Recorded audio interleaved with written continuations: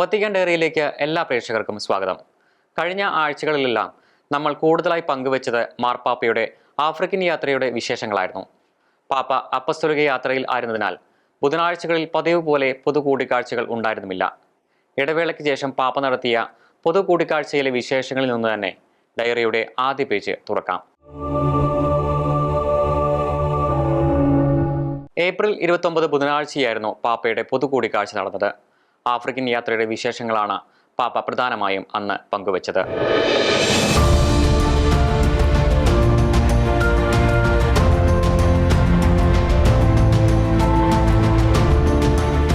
African യാത്ര വിജയപ്രദമാക്കാൻ എല്ലാവരും നൽകിയ പ്രോത്സാഹനങ്ങൾക്ക് നന്ദി പറഞ്ഞ പാപ്പ പൊന്തിഫിക്കേറ്റിന്റെ ആരംഭം മുതൽ തന്നെ ആഫ്രിക്കയിലേക്ക് ഒരു യാത്ര നടത്തുന്നതിനെക്കുറിച്ച് താൻ ആലോചിച്ചിരുന്നുവെന്ന് വെളിപ്പെടുത്തി.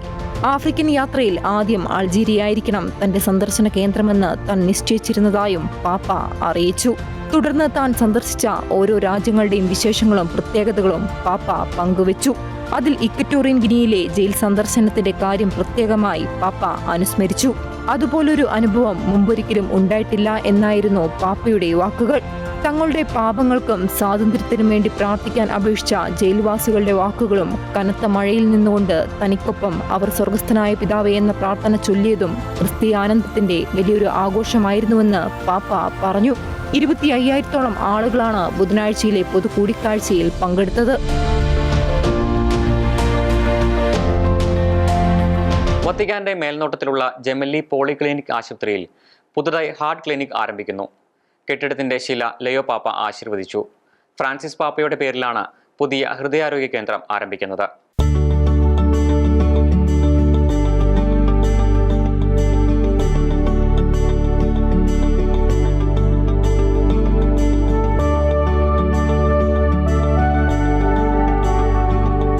ഹൃദയത്തെയും രക്തധമനികളെയും സംബന്ധിച്ച പരിചരണം ഉറപ്പാക്കുകയാണ് ആരോഗ്യ കേന്ദ്രത്തിന്റെ ലക്ഷ്യം.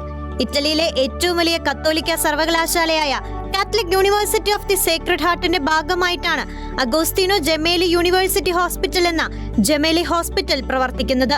1921 Catholic University of the Sacred Heart മിലാനിൽ ആരംഭിച്ചത്. കത്തോലിക്ക മൂല്യങ്ങളെ അടിസ്ഥാനമാക്കി ഉയർന്ന വിദ്യാഭ്യാസം നൽകുകയും ഗവേഷണം നടത്തുകയും ചെയ്യുന്ന ഒരു പ്രധാന കേന്ദ്രമാണ് ഈ യൂണിവേഴ്സിറ്റി. മെഡിസിൻ, സാമ്പത്തിക ശാസ്ത്രം, സാമൂഹ്യശാസ്ത്രം, മാനവശാസ്ത്രം തുടങ്ങിയ നിരവധി വിഷയങ്ങൾ ഇവിടെ പഠിപ്പിക്കുന്നുണ്ട്. 1964 ഈ യൂണിവേഴ്സിറ്റിയുടെ ഭാഗമായിട്ടാണ് ജെമേലി എന്ന പേരിൽ പ്രശസ്തമായ ഹോസ്പിറ്റൽ ആരംഭിച്ചത്.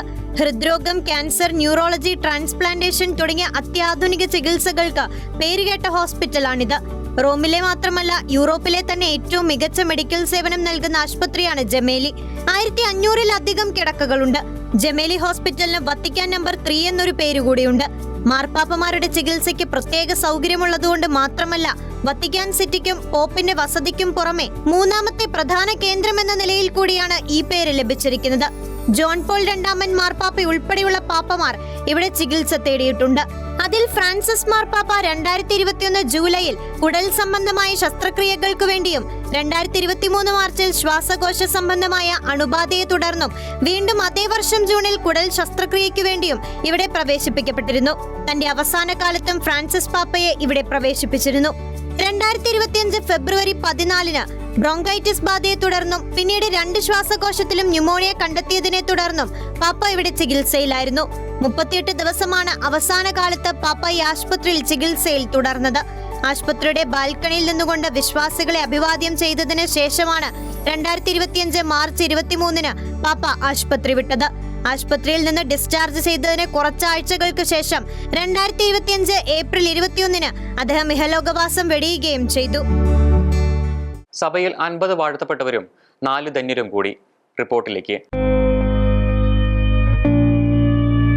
വിശുദ്ധരുടെ നാമകരണ കാര്യങ്ങൾക്കായുള്ള ഡിക്കാസ്ട്രി പ്രിഫെക്ട് കർദിനാൾ മാർച്ചെല്ലോ സെമറോയ്ക്ക് ലയോ പോന്നലമൻ പാപ്പ അനുവദിച്ച കൂടിക്കാഴ്ചയിലാണ് ഇതിനുള്ള അംഗീകാരം നൽകിയത്.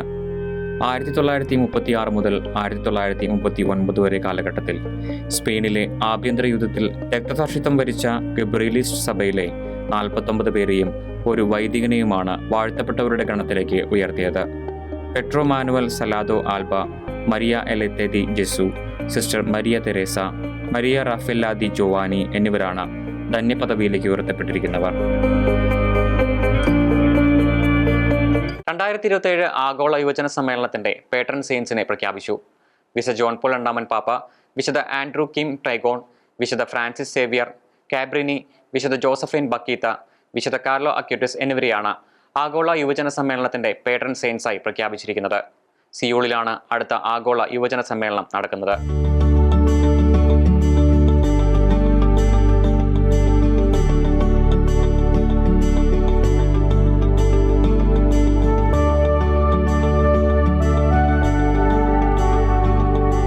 ഡച്ചാവോ കോൺസെൻട്രേഷൻ ക്യാമ്പിലെ വൈദിക രക്തസാക്ഷികളെ ലിയോ പതിനാലാമൻ പാപ്പ അനുസ്മരിച്ചു.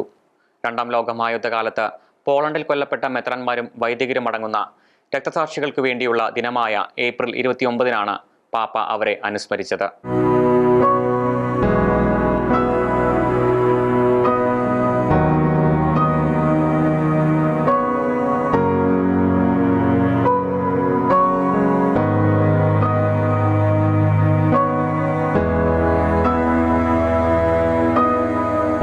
ഇന്നത്തെ യുവജനങ്ങൾക്ക് ദൈവത്തിന്റെ വിളിക്ക് പ്രത്യുത്തരം നൽകാൻ ശക്തി ലഭിക്കുന്നതിന് വേണ്ടി ഈ രക്തസാക്ഷികൾ സഹായിക്കട്ടെ എന്ന് പാപ്പ ആശംസിച്ചു. ഡച്ചാവോ കോൺസെൻട്രേഷൻ ക്യാമ്പ് നാസി ജർമ്മനിയുടെ ആദ്യത്തെ സ്ഥിര കോൺസെൻട്രേഷൻ ക്യാമ്പായിരുന്നു. 1933 മാർച്ച് 22 അഡോൾഫ് ഹിറ്റ്ലർ അധികാരത്തിലെത്തിയതിന് പിന്നാലെ നാസി ഭരണത്തിന് കീഴിലാണ് ഇത് സ്ഥാപിക്കപ്പെട്ടത്. ജർമ്മനിയിലെ ഡച്ചാവോ പട്ടണത്തിന്റെ സമീപത്തായിരുന്നു ക്യാമ്പ് എന്നതിന്റെ കാരണത്താലാണ് ഇത്തരത്തിൽ ക്യാമ്പ് അറിയപ്പെട്ടത്. ആദ്യകാലത്ത് രാഷ്ട്രീയ തടവുകാരും കമ്മ്യൂണിസ്റ്റുകാരും സോഷ്യലിസ്റ്റുകളുമായിരുന്നു തടവിലാക്കപ്പെട്ടിരുന്നത്. പിന്നീട് യഹൂദരും റോമാക്കാരും ക്രൈസ്തവ വിശ്വാസികളും പുരോഹിതരും തടവിലാക്കപ്പെട്ടു.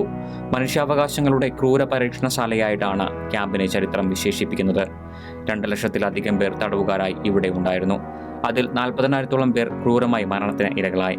1945 ഏപ്രിൽ 29 യുണൈറ്റഡ് സ്റ്റേറ്റ്സ് ആർമി ഈ ക്യാമ്പ് അടച്ചുപൂട്ടുകയായിരുന്നു. പക്ഷേ നാസി ക്രൂരതയുടെ ശക്തമായ മുഖമായി ഇന്നും ചരിത്രത്തിൽ ഡച്ചാവോ ക്യാമ്പ് അവശേഷിക്കുന്നു.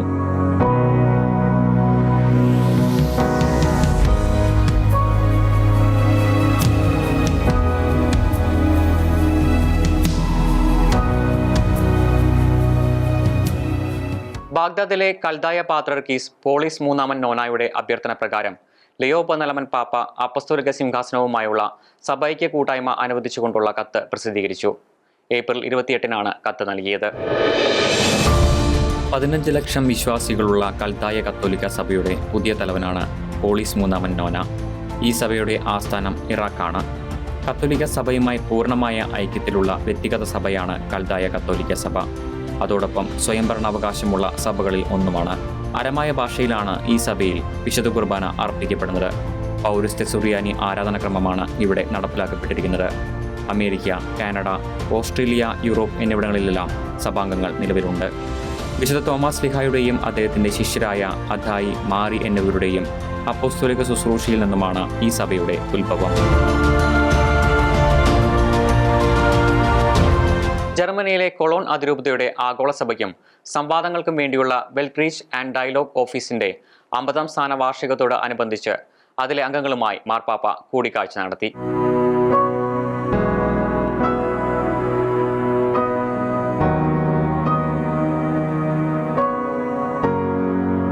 ലിയോ പതിനാലാമൻ പാപ്പയുടെ സ്ഥാനാരോഹണത്തിന്റെ 1ാം വാർഷികം പ്രമാണിച്ച് EWTN പാപ്പയെക്കുറിച്ചുള്ള 1 മണിക്കൂർ ദൈർഘ്യമുള്ള ഡോക്യുമെന്ററി സംപ്രേഷണം ചെയ്തു. പോപ്പ് ലിയോസ് പെറു എന്നാണ് ഡോക്യുമെന്ററിയുടെ പേര്. പെറുവിൽ മിഷണറിയായി സേവനം ചെയ്ത കാലത്തെ ആഴത്തിൽ അപഗ്രഥന വിധേയമാക്കുന്ന ഡോക്യുമെന്ററിയാണ് ഇത്. EWTNnews.com-ലും EWTN ന്യൂസ് യൂട്യൂബ് ചാനലിലും ഡോക്യുമെന്ററി കാണാനാവും.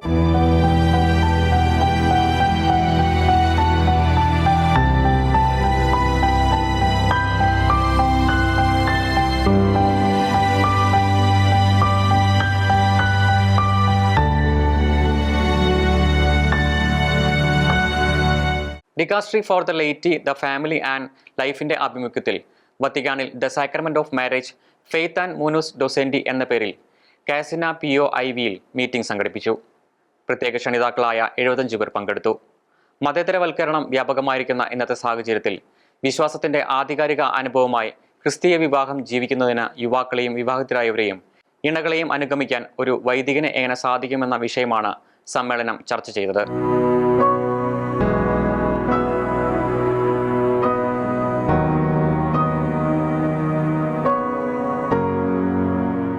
എല്ലാ എല്ലാവർക്കും ഭക്ഷണം എന്ന ലക്ഷ്യം നേടുന്നതിന് വേണ്ടിയാണ് മെയ് മാസത്തിൽ പാപ്പയുടെ പ്രത്യേക പ്രാർത്ഥന. ഏപ്രിൽ 30-ാം തീയതി പുറത്തുവിട്ട വീഡിയോ സന്ദേശത്തിലാണ് ഇക്കാര്യം അറിയിച്ചിരിക്കുന്നത്.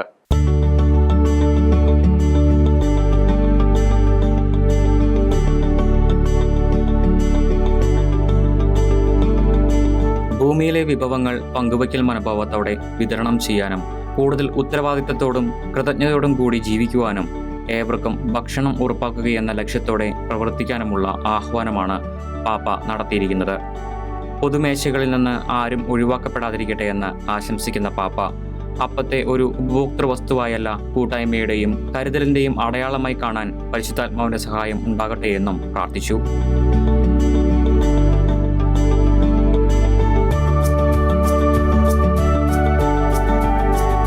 യൂറോപ്യൻ കൗൺസിൽ പ്രസിഡന്റ് അന്തോണിയോ കോസ്തയും ലിയോ പാപ്പയും തമ്മിൽ ഫോൺ സംഭാഷണം നടത്തി. ആഫ്രിക്കയിലേക്ക് നടത്തിയ അപ്പസ്തോലിക യാത്രയെക്കുറിച്ചുള്ള വിശേഷങ്ങൾ പങ്കുവച്ച പാപ്പ ലെബനോണിലെ ക്രൈസ്തവരും പാലസ്തീനിലെ ആളുകളും കടന്നുപോകുന്ന ബുദ്ധിമുട്ടുകളെക്കുറിച്ചും സംസാരിച്ചു.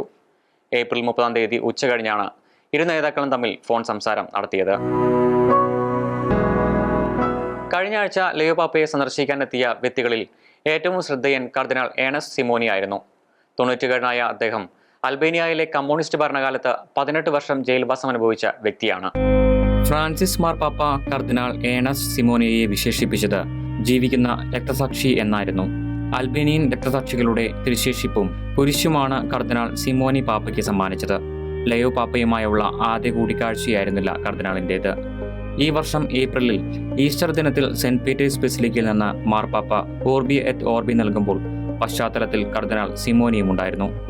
ഫ്രാൻസിസ് മാർപ്പാപ്പയുമായി 2 തവണ കർദിനാൾ കൂടിക്കാഴ്ച നടത്തിയിട്ടുണ്ട്. ലിയോ പാപ്പയുടെ ധൈര്യത്തെ പ്രശംസിച്ചുകൊണ്ട് ഇന്റർനാഷണൽ അസോസിയേഷൻ ഓഫ് എക്സോസിസ്റ്റ്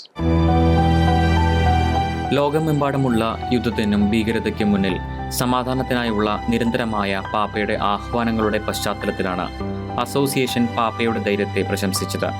നിലവിൽ അരങ്ങേറിക്കൊണ്ടിരിക്കുന്ന നാടകീയ ആഗോള സംഭവങ്ങളുടെ പശ്ചാത്തലത്തിൽ തന്റെ മുൻഗാമികളുടെ പാത പിന്തുടർന്ന് ലിയോ 14 പാപ്പ എല്ലാ യുദ്ധങ്ങളെയും ശക്തമായി അപലപിക്കുകയും സംഭാഷണത്തിനായുള്ള ഹൃദയപൂർവമായ അഭ്യർത്ഥനകൾ നടത്തുകയും ചെയ്യുന്നുവെന്ന് the courage of Pope Leo എന്ന പ്രസ്താവനയിൽ ഇന്റർനാഷണൽ അസോസിയേഷൻ ഓഫ് എക്സോസിസ്റ്റ് പ്രസ്താവിക്കുന്നു. വത്തിക്കാൻ ഡയറി ഇവിടെ പൂർണ്ണമാകുന്നു. പുതിയ വാർത്തകളും വിശേഷങ്ങളുമായി അടുത്ത ആഴ്ച നമുക്ക് വീണ്ടും കണ്ടുമുട്ടാം. നന്ദി.